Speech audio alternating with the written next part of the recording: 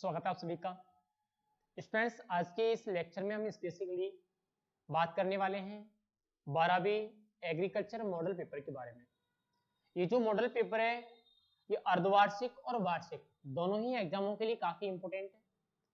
प्रश्नों को इस तरीके से लिया गया है जो आपके 2024 का जो सिलेबस दे रखा है कि जिस चैप्टर से कितने नंबर के प्रश्न पूछे जाएंगे उसके हिसाब से ये मॉडल पेपर तैयार किया गया है। अगर स्टूडेंट्स हम यहाँ मॉडल पेपर की बात करें तो 3 तरह के प्रश्न हैं। इसमें ऑब्जेक्टिव प्रश्न है, वन लाइनर प्रश्न है और थ्योरेटिकल प्रश्न है। तीनों तरह के प्रश्न हम इसमें सॉल्व करेंगे। तो इसमें चलिए हम पहले प्रश्न से शुरुआत करते हैं और जैसा हमारे जो पहले प्रश्न में आते हैं कुछ ऑब्जेक्टिव, हम ऑब्जेक्टिव प्रश्नों से शुरुआत करेंगे और बिल्कुल बारीकी से सारी चीजों को समझते हुए आगे बढ़ेंगे। जैसे अगर मैं बात करूं इसमें पहले प्रश्न की, जो हमारा पहला प्रश्न आप लोगों को दिखाई दे रहा है। पहला प्रश्न क्या है? पहला प्रश्न है सस्य विज्ञान का महत्व निम्न में से किस क्षेत्र में है? हमारे पास 4 ऑप्शन है। सबसे पहला कृषि, दूसरा रोजगार, तीसरा उद्योग और चौथा सभी। मुझे लगता है सारे लोग समझ गए होंगे आंसर क्या है। इसका जो राइट आंसर है वो है डी यानी सभी। नेक्स्ट अगर मैं प्रश्न की बात करूं तो नेक्स्ट प्रश्न है फल वृक्षों में सिंचाई की सर्वोत्तम विधि है। मेरे पास इसके लिए भी 4 ऑप्शन है। क्यारी विधि, बूंद बूंद विधि, थाला विधि और फव्वारा विधि। आंसर आप लोगों को मेरे ख्याल से पता चल गया होगा। फल वृक्षों में सिंचाई की सर्वोत्तम विधि कौन सी है? तो यहाँ मेरा राइट आंसर क्या होगा? बूंद बूंद विधि। अगर फसलों में फल वृक्षों में कहीं भी सर्वोत्तम विधि पूछी जाए तो कौन सी विधि है? बूंद बूंद विधि है। नेक्स्ट में अगर बात करूं अगले प्रश्न की, गेहूं की फसल का नकलची खरपतवार। ये काफी अच्छा प्रश्न है। गेहूं की फसल का नकलची खरपतवार, गेहूं का मामा, गेहूं सा, उपयुक्त दोनों और कोई नहीं। अब अगर मैं यहाँ राइट आंसर की बात करूं स्टूडेंट्स, मेरा यहाँ राइट आंसर होगा उपयुक्त दोनों। उपयुक्त दोनों क्यों होंगे? क्योंकि हम गेहूं के मामा का ही दूसरा नाम क्या है? गेहूंसा। गेहूंसा को ही हम क्या कहते हैं? गेहूं का मामा कहते हैं। नेक्स्ट में अगर बात करूं अगले प्रश्न की, तो अगला प्रश्न है एनडीडीबी की स्थापना कब हुई? एनडीडीबी की स्थापना कब हुई? 1929, 1955, 1965, 2015। स्टूडेंट्स यहाँ जो अपना राइट आंसर है वो है वर्ष 1965। नेक्स्ट में अगर बात करूं अगले प्रश्न की, तो अगला प्रश्न है उकठा रोग का प्रकोप निम्न में से किस फसल में होता है? काफी अच्छा प्रश्न है, आपने बायोलॉजी में भी पढ़ा होगा। मेरे पास 4 ऑप्शन है, चना, बाजरा, सरसों और तिल। रोग कौन सा है? रोग है मेरा उकठा। इससे उकठा रोग को हम कहते हैं सूखा रोग, और ये किसमें होता है? ये होता है आपके चना में। तो यहाँ जो अपना राइट आंसर है वो क्या है? चना है। आगे चलते हैं नेक्स्ट प्रश्न पर और देखते हैं कितने प्रश्नों को आप लोग सही कर पाते हैं। अगला जो हमारा प्रश्न है वो कुछ इस तरीके से है।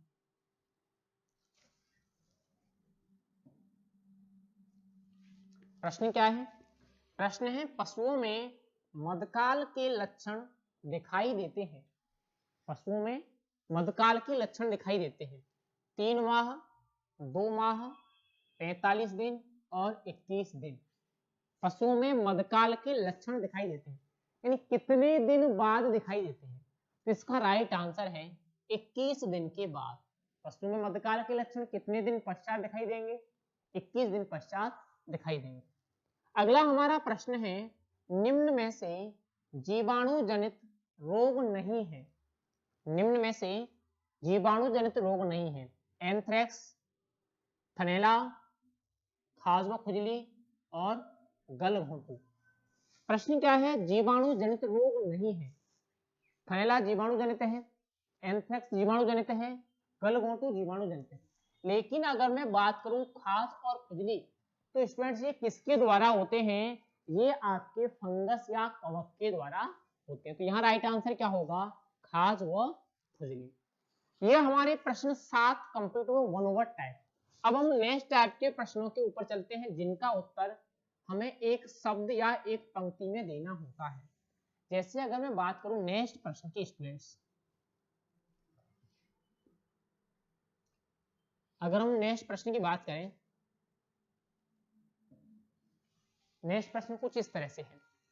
प्रश्न है टिकाऊ खेती किसे कहते हैं? काफी अच्छा प्रश्न है। टिकाऊ खेती किसे कहते हैं? तो टिकाऊ खेती का मतलब क्या है? ऐसी खेती जो उपलब्ध संसाधनों का सफलतापूर्वक उपयोग करके की जाती है तथा पर्यावरण को न्यूनतम हानि पहुंचाती है, उसको हम क्या कहते हैं? टिकाऊ खेती। ऐसी खेती जो उपलब्ध संसाधनों का सफलतापूर्वक उपयोग करके की जाती है तथा पर्यावरण को न्यूनतम हानि पहुंचाती है, टिकाऊ खेती कहलाती है।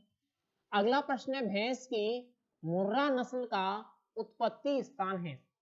अगर हम मुर्रा नस्ल की उत्पत्ति स्थान की बात करें तो इसकी उत्पत्ति कहां से मानी गई है? दिल्ली व पंजाब से मानी गई है। दिल्ली व पंजाब, इसका उत्पत्ति स्थान कहाँ है? दिल्ली व पंजाब है। नेक्स्ट में अगर बात करूं, अगला प्रश्न है राजस्थान की जलवायु में उपयुक्त वायुरोधी वृक्ष है। काफी अच्छा प्रश्न है, कई बार बोर्ड के एग्जामों में पूछा जा चुका है। राजस्थान की जलवायु में उपयुक्त वायुरोधी वृक्ष कौन सा है? तो एक तो आपको मैं बता दूं बबूल कहाँ पाया जाता है? राजस्थान की जलवायु में पाया जाता है। दूसरा मैं आपको क्या बता दूं, अशोक राजस्थान की जलवायु में हो सकता है। तीसरा मैं मोस्ट आपको क्या बता दूं, खजूर, जो कि राजस्थान की जलवायु में हो सकता है। ये कैसे वृक्ष हैं? राजस्थान की जलवायु में उपयुक्त वृक्ष है। नेक्स्ट में अगर आगे बात करूं, जैविक खेती का जनक किसे कहा जाता है?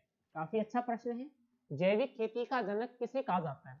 अगर हम जैविक खेती के जनक की बात करें स्टूडेंट तो इसका आंसर आता है ए हावर्ड। ए हावर्ड का मतलब है अल्बर्ट हावर्ड। जैविक खेती का जनक किसको कहा जाता है? ए हावर्ड, या हम कह सकते हैं अल्बर्ट हावर्ड को कहा जाता है। अगला प्रश्न है किन्हीं दो वर्णात्मक शाकनाशियों के नाम लिखिए। किन्हीं दो वर्णात्मक शाकनाशियों के नाम लिखिए। अब वर्णात्मक शाकनाशी क्या होते हैं?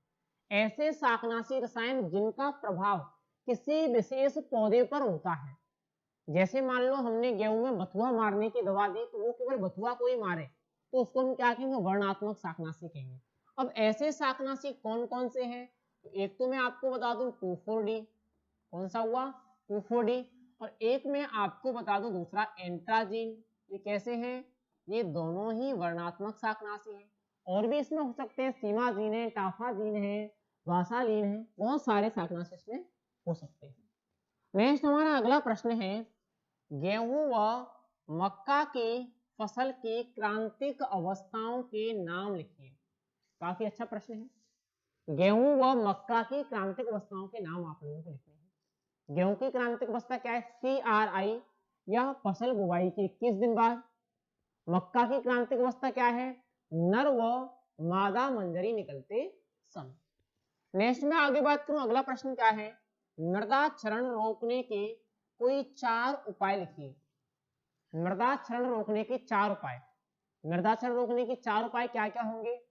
एक तो होगा आपका ग्रीष्मकालीन जुताई, एक होगा पलवार या मल्चिंग का उपयोग, एक होगा आपका वायुरोधी वृक्ष, एक होगा आपका भू परिष्करण। ये क्या हो गए? आपके 4 उपाय हो गए। नेक्स्ट में आगे बात करूं, फसल चक्र क्या है, इसके लाभ लिखिए। अब इस प्रश्न में 2 पॉइंट है। पहले आपको क्या लिखना है? फसल चक्र की परिभाषा लिखनी है। उसके बाद क्या लिखने हैं? इसके लाभ लिखने हैं। अब फसल चक्र क्या है? निश्चित अवधि में निश्चित समय के लिए निश्चित स्थान पर फसलों को बदल बदल कर बोना क्या कहलाता है? फसल चक्र कहलाता है। निश्चित अवधि में निश्चित समय के लिए निश्चित स्थान पर फसलों को बदल बदल कर बोना फसल चक्र कहलाता है। फसल चक्र के लाभ क्या हैं? एक तो खरपतवार नष्ट हो जाते हैं, मृदा की उर्वरकता बढ़ती है, मृदा का वायु संचार बढ़ता है, मृदा में संरचना में सुधार होता है, मृदा क्षरण में रोक लगती है। बहुत सारे आप इसके लाभ लिख सकते हो। नेक्स्ट अपना प्रश्न क्या है? फल वृक्षों में अफलन क्या है, समझाइए। अफलन, अ का मतलब हुआ नहीं, फलन का मतलब हुआ फल। जब किसी फल वृक्ष में फल नहीं लगते हैं या बहुत कम संख्या में फल लगते हैं तो वह स्थिति क्या कहलाती है? अफलन कहलाती है। यानी किसी फल वृक्ष पर बहुत कम संख्या में फलों का लगना या फलों का न लगना क्या कहलाता है? अफलन कहलाता है। नेक्स्ट में आगे बात करूं, पशुओं में मध्यकाल के लक्षण लिखिए। पशुओं में मध्यकाल के लक्षण लिखिए। अब मध्यकाल के समय पशु कौन कौन से लक्षण प्रकट करता है? सबसे पहला लक्षण, पशु बार बार पेशाब करता है। दूसरा लक्षण, पशु बार बार उठता और बैठता है। तीसरा लक्षण, पशु अपने स्थान पर चक्कर लगाता है। चौथा लक्षण, पशु तेज आवाज करता है। पांचवा लक्षण, पशु की जो योनि है उससे सफेद रंग का चिपचिपा पदार्थ निकलता है। ये क्या हुई? मध्यकाल के लक्षण होगी। नेक्स्ट में अगर बात करूं, रोगी पशु व बीमार पशु के लक्षण लिखिए। काफी सरल प्रश्न है। रोगी पशु के क्या लक्षण होंगे? पशु की आंखें दबी होंगी, त्वचा चमकीली नहीं होगी, पशु आहार खाना बंद कर देगा, पशु के गोबर से बदबू आएगी। स्वस्थ पशु के लक्षण क्या होंगे? इसके विपरीत हो जाएंगे। पशु की त्वचा चमकीली दिखाई देगी, आंखें बिल्कुल नीली दिखाई देंगी, पशु चौकन्ना दिखाई देगा, गोबर उसका स्वस्थ होगा, गोबर से बदबू नहीं आएगी, पेशाब पीले रंग का होगा। ये क्या हुआ? स्वस्थ पशु की पहचान हुई। अगला प्रश्न है, वर्मी कंपोस्ट क्या है? इसमें कौन कौन से तत्व पाए जाते हैं? काफी अच्छा प्रश्न है। वर्मी कंपोस्ट क्या है? ऐसी खाद जो केंचुओं द्वारा मृदा को खाकर तैयार की जाती है, क्या कहलाती है? वर्मी कंपोस्ट कहलाती है। ऐसी खाद जो केंचुओं द्वारा मृदा को खाकर तैयार की जाती है, वर्मी कंपोस्ट कहलाती है। इसमें कौन कौन से तत्व पाए जाते हैं? नाइट्रोजन, फास्फोरस और पोटेशियम। नाइट्रोजन की मात्रा कितनी होगी? 1.5 से 2.5%। फास्फोरस कितना होगा? 1%। पोटेशियम कितना होगा? 1.5%। नेक्स्ट अपना प्रश्न क्या है? मृदा उर्वरकता एवं उत्पादकता में अंतर लिखिए। मृदा उर्वरकता एवं उत्पादकता में अंतर। अगर मैं उर्वरकता की बात करूं तो क्या है? मृदा का उपजाऊपन है या मृदा के पोषक तत्व प्रदान करने की क्षमता है। उत्पादकता क्या है? मृदा की प्रति हेक्टेयर उत्पादन क्षमता है। इसको हम प्रयोगशाला में जांच सकते हैं, इसको हम प्रयोगशाला में नहीं जांच सकते। इसकी इकाई उर्वरक प्रति हेक्टेयर होती है, इसकी इकाई उपज प्रति हेक्टेयर होती है। ये क्या होगा? इसमें अंतर होगा। अगला प्रश्न क्या है? कृत्रिम भ्रूण स्थानांतरण तकनीकी क्या है? कृत्रिम भ्रूण स्थानांतरण तकनीकी क्या है?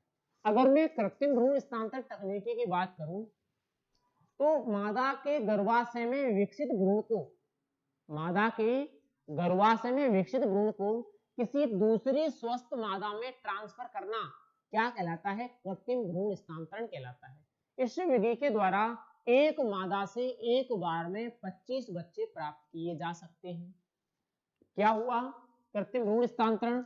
कृत्रिम विधि द्वारा एक मादा से विकसित भ्रूण को दूसरी मादा में स्थानांतरित करना क्या कहलाता है? कृत्रिम भ्रूण स्थानांतरण कहलाता है। इस विधि के द्वारा एक मादा से एक बार में 25 बच्चे प्राप्त किए जा सकते हैं। इसमें ये हुए हमारे कुछ महत्वपूर्ण प्रश्न जहां हमने 21 प्रश्नों के बारे में चर्चा की। मुझे आशा है आप लोगों को ये प्रश्न समझ में आए होंगे। अगर प्रश्न समझ में आए हैं तो वीडियो को लाइक करना, शेयर करना और चैनल को सब्सक्राइब करना। अगर आप इसकी पीडीएफ लेना चाहते हो तो डिस्क्रिप्शन में लिंक पड़ी है, वहां से आप व्हाट्सएप ग्रुप ज्वाइन कर सकते हो जहां आपको ये पीडीएफ मिल जाएगी। Thank you.